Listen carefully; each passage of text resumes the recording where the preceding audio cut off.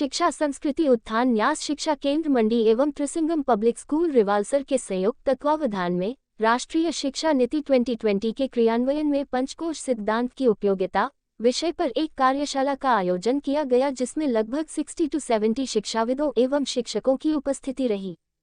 इस कार्यशाला में मुख्य अतिथि एवं वक्ता श्री मानदेश राज शर्मा, राष्ट्रीय संयोजक चरित्र निर्माण एवं समग्र विकास शिक्षा संस्कृति उत्थान न्यास नई दिल्ली तथा सदस्य NEP 2020 रहे।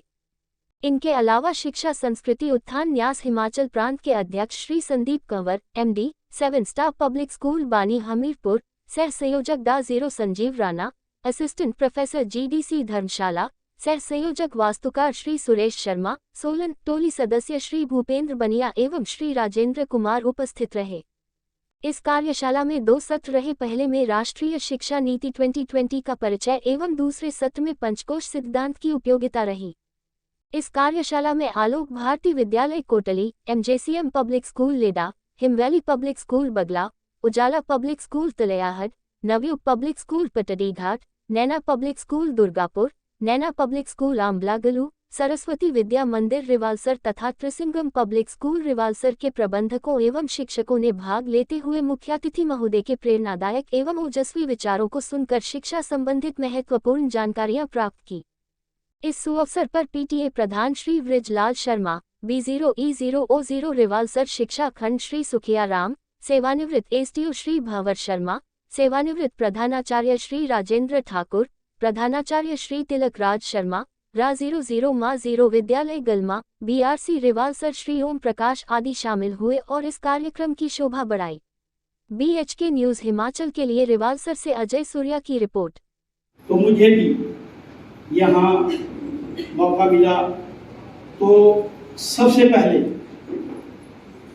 मैं नमस्ते करना चाहता हूँ परमात्मा को, जिसने हमें बनाया। पहली नमस्ते।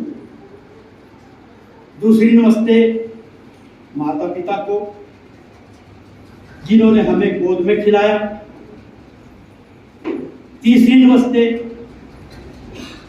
गुरुजनों, गुरु ब्रह्मा गुरु विष्णु गुरु देवो महेश्वरा, गुरु साक्षात परम ब्रह्मा तस्मै श्री गुरुवे नमः।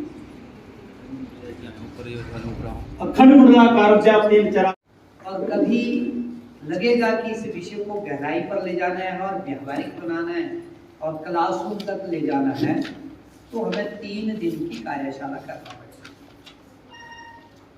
3 दिन कार्यशाला में भी 1 दिन के अंदर उसमें कामों का लक्ष्य सोचा, शिक्षा को खंडित कर दिया। 1964 में जाकर जब कोठारी कमीशन आए, वहां थोड़ा विचार राष्ट्रीयता की ओर हुआ, उस वक्त की जो दिशा थी, लेकिन वहां एक बहुत बड़ा संकट है। मैं इसलिए कह रहा हूं, मैं बता नहीं रहा हूं, ये भूमिका जब हम समझेंगे इस कार्यशाला में, तो फिर हम आगे बढ़ेंगे, तब हमारा विचार बनेगा कि समझना क्या चाहिए। 64-66 के अंदर शिक्षा नीति बहुत अच्छी बन गई, जिसको कोठारी कमीशन के नाम से जिस आयोग को हम समझा, लेकिन तब तक देश में कुछ और बन चुका। विद्वानों का सोचने का केंद्र यूरोप बन गया और यूरोप की कॉपी करके भारत में उसको लागू करते थे। जितने भी शिक्षा में काम करने वाले विद्वान, ऊपर की जो सोचती है, जिसको थिंक टैंक कहते हैं। और ये मैं नहीं कह रहा हूं, जोधपुर के अंदर एक प्रेस कॉन्फ्रेंस का आपको शायद नेट में मिल जाएगा, पत्रकारों ने, नहीं तो मेरा करियर नहीं बन पाएगा। धीरे धीरे देश का गांव खाली होने लग पड़ा और शहरों की भीड़ बढ़ने लग पड़ी और इस पृथ्वी का बैलेंस बिगड़ गया। और जब पृथ्वी असंतुलित हो जाती है तो फिर कभी कार्य ठीक नहीं। ये दूसरा पॉइंट खड़ा हो गया शिक्षा शास्त्रियों के लिए, गांव अच्छा है कि शहर अच्छा है। ये तो भला हो, सरकारों के बदलने का और पॉलिटिकल प्रेशर का। उसने बहुत, मुझे याद है 1977 में मैं 11वीं कक्षा में पढ़ता था, पेपरों में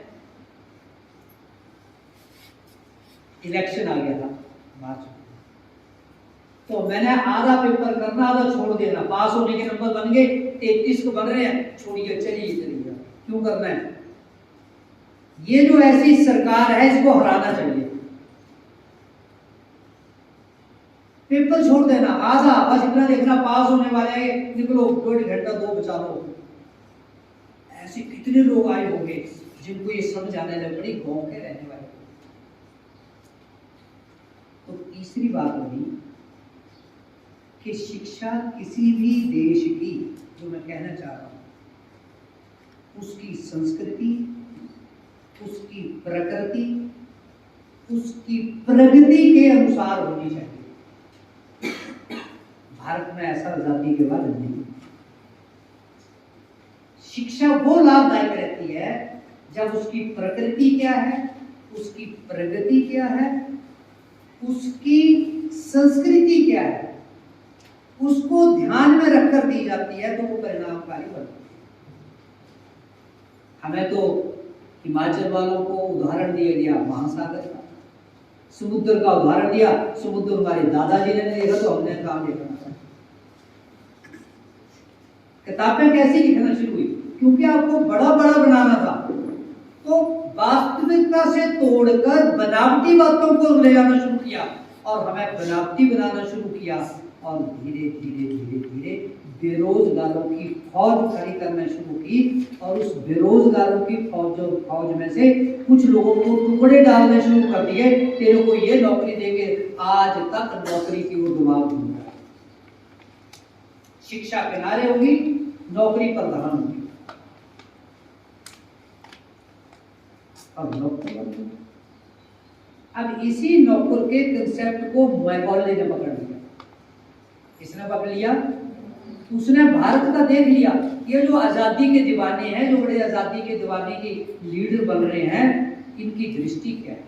तब तो 1833 था ना, लेकिन अंग्रेज बड़ा दूरदर्शी था।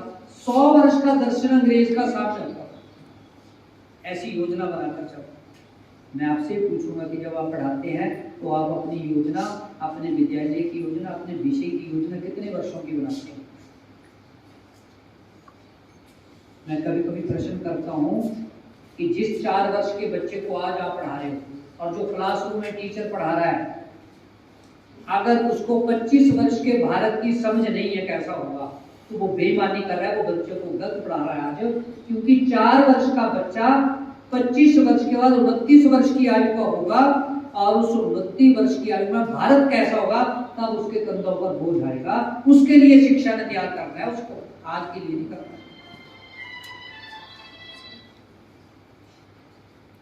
उस वक्त का जो विजन था अंग्रेज का, तो 1833 में निकोले ने इसमें और बातें की। लगभग 50 वर्ष वो व्यक्ति चुप रहे।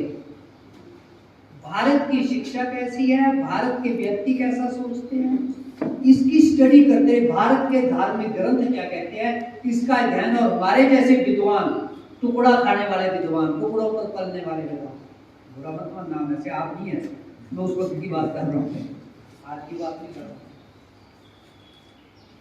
उनको पैसे चाहिए थे।